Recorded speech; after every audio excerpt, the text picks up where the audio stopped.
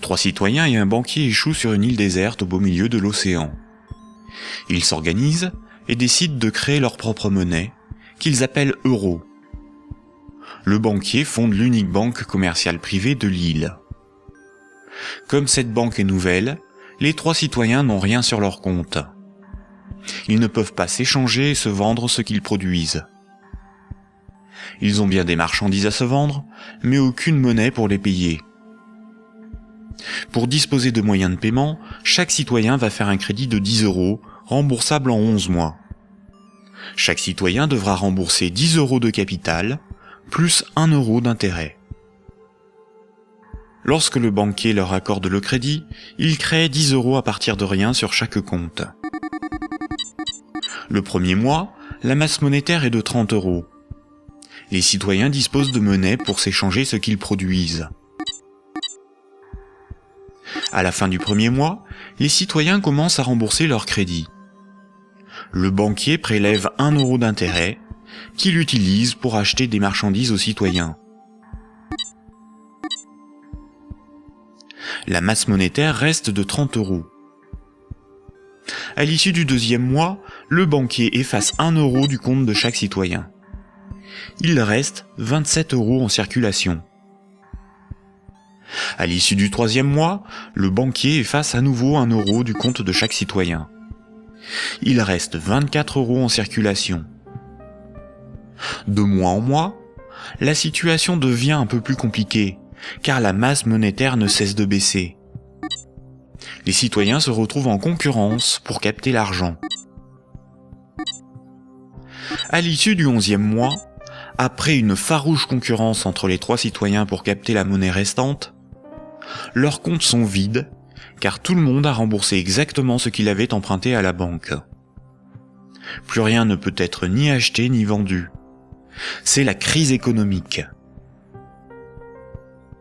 Le banquier réunit les citoyens et leur dit « Pour résoudre cette situation, c'est très simple. Vous n'avez qu'à m'emprunter à nouveau de l'argent. » Les citoyens acceptent. Ils font tous à nouveau un crédit de 10 €.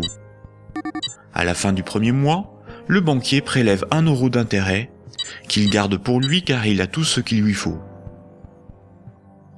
Au fil des mois, le banquier supprime les euros correspondant au remboursement des crédits. Comme les intérêts n'ont pas été dépensés par le banquier, c'est au bout du 10e mois seulement que les comptes des trois citoyens sont vides.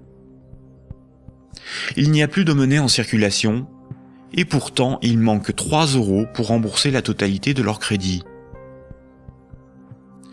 Le banquier réunit les citoyens et leur dit « Il y a une manière très simple de repousser le moment où vous serez à zéro sur vos comptes. Vous n'avez qu'à m'emprunter régulièrement de l'argent, bien avant que la masse monétaire ne baisse trop et que l'économie ne s'arrête. Et pour compenser les intérêts que je ne dépense pas, il vous suffit de m'emprunter à chaque fois quelques euros de plus. » Les citoyens acceptent. Désormais, ils sont en permanence endettés, sinon la monnaie disparaît et l'économie s'arrête. Ils appellent cela la croissance. Mais comme ils sont endettés, ils se mettent à produire toujours plus pour rembourser le banquier, bien au-delà de leurs besoins réels. Ils ne produisent pas pour avoir de quoi se vêtir, se nourrir ou se loger. Ils produisent pour avoir l'argent nécessaire pour rembourser leur crédit. L'argent est devenu le moteur de leur vie, et non ce dont ils ont besoin pour vivre.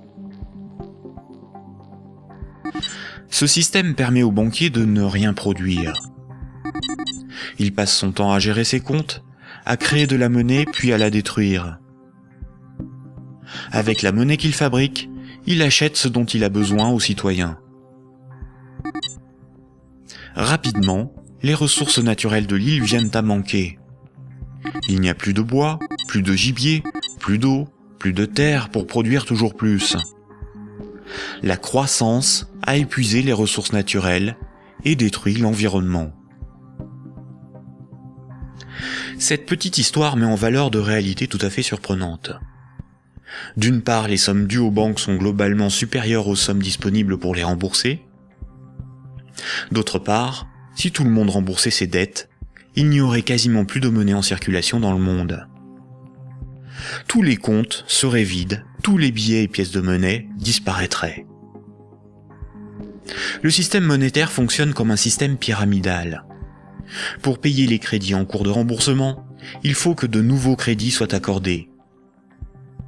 Sinon, la monnaie se raréfie et certains emprunteurs sont dans l'incapacité de rembourser leurs crédits.